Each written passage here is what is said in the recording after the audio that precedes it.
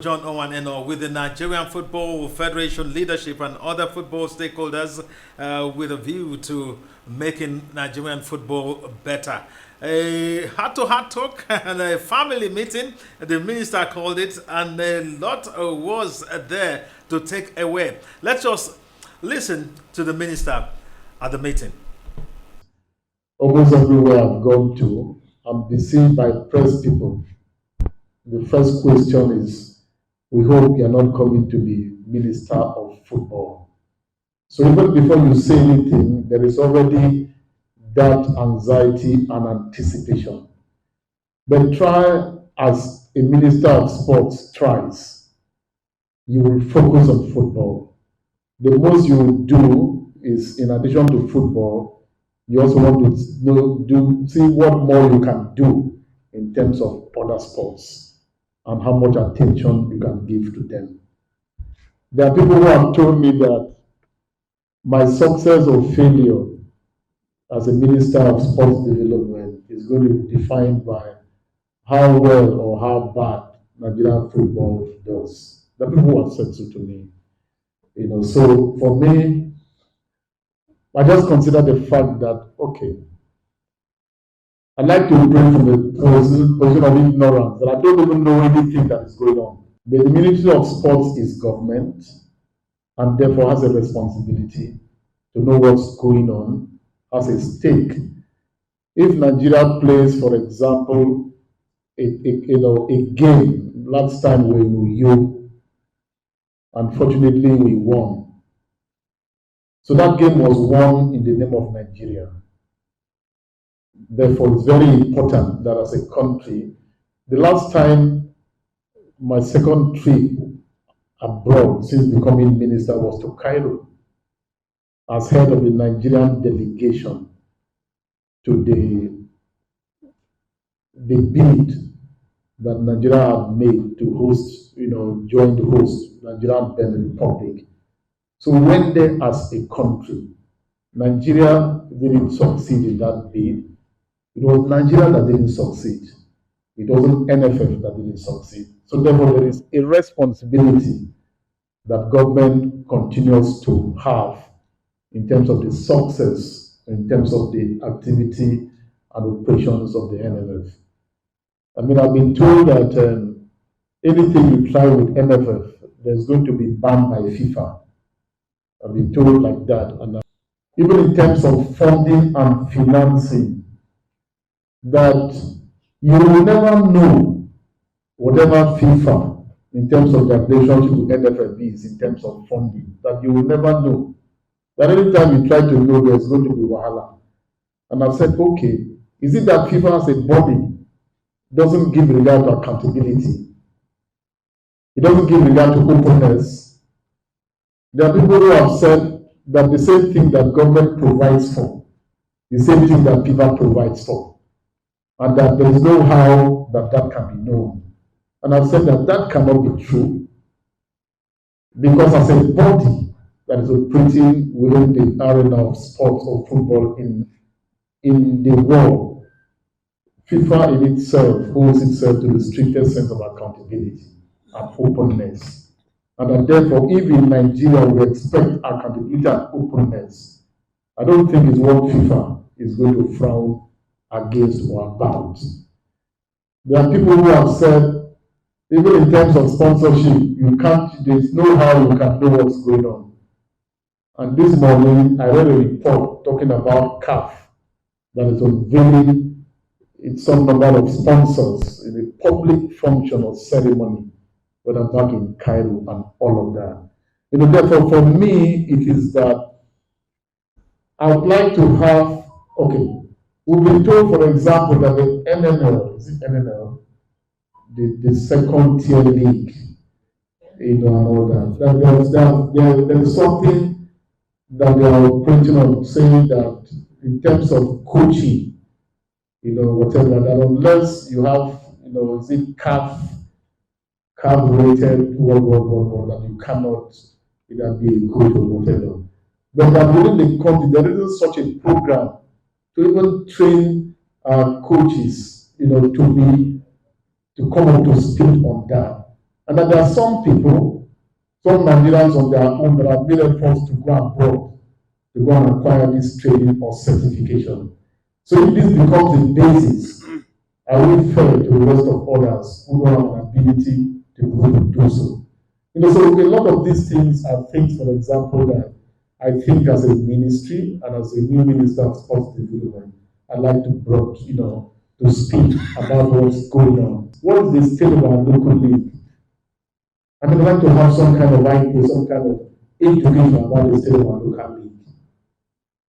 Because of the challenge that I gave to the current chairman of the professional league, last Saturday he was forwarding to me pictures from some stadium around about the crowds. Because the challenge was, why do we have the crowds anymore in our stadium? What can we do together to be able to achieve that? Everyone now watches Premiership and all of that. How can we reverse that trend? The way we can reverse it is going to be in terms of the quality of our football, in terms of the quality of the local league, in terms of the fact that, okay, the 10 round matches for some clubs is going to be better next Saturday. People don't have to already imagine what's going to be the outcome of a particular match. That element of not knowing is one of the things that is exciting about football. So a lot of these things, I think I'd like to know. What the Cup of Nations coming up? What are preparations for it? What and what can we do? What and what is going to be the expectation from government? And what is the expectation and what is it from CAF and all of that? So ladies and gentlemen, I think that this is what this session is about. Like I said broadly, it's to let's have some education about the state of Nigerian football. Where are we? What and what are the prospects? What and what are the plans?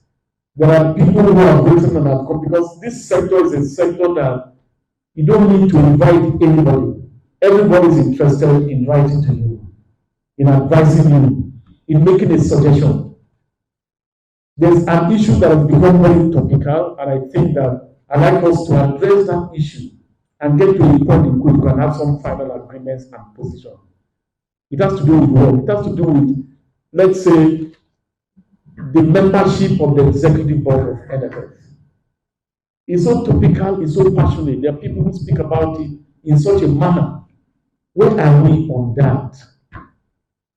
We have the 10-year football master plan that was approved by the last government. How far have we gone with implementing that?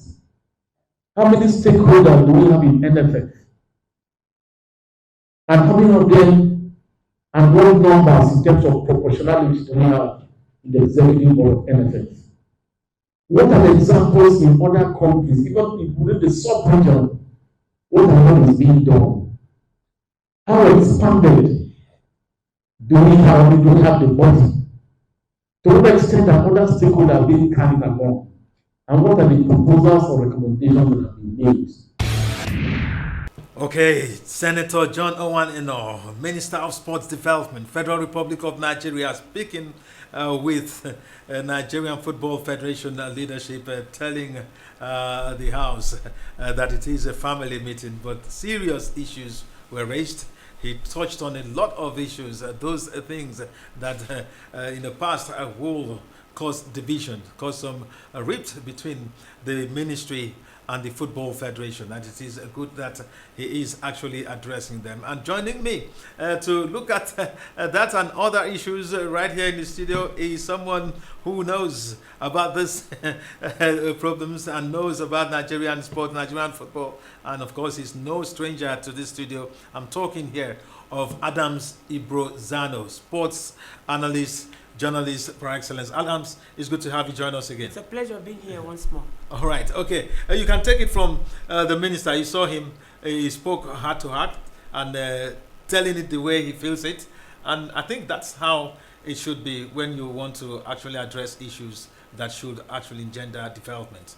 Absolutely, like you said, it's a new beginning, so he wants to start on a very good footing and not to start on any acrimonious ground. Obviously, as a major stakeholder in the industry, we all know what he spoke about because it has bedeviled both the sport ministry and the NFF. Past ministers have had issues with the NFF personnel, the leadership, and like he said, it's a family affair, but in between, if you read through the lines, you know that there are salient issues that have caused troubles in the past, and I am going to be emphatic about it. It has got to do with money, because FIFA money, federal government money, there is a way the minister, as the supervising minister who supervises not just the Nigerian Football Federation, whatever grant that goes to NFF, you want to see how it is spent. And also, you also spoke about the development of the game from the grassroots and our domestic league, also making sure that the league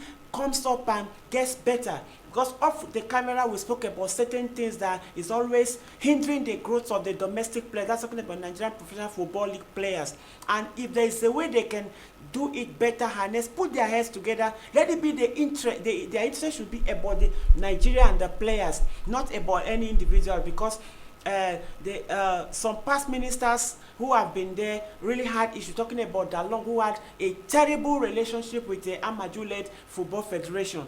Though Sunday Dare, to a certain degree, he had a good relationship with them and they work to a certain level. Though there was bickering, but it was not open like that of Dalong. And at a point, money became a very big issue. Like he said, it's a family affair, but if the tongue and the teeth stay together and they still bite each other, there's always one or two niggling issues that I want them to sort out. And they actually did talk about the fact that football would always come in to form a barometer for measurement of his performance, and calling football the big elephant in the house. And of course, but again,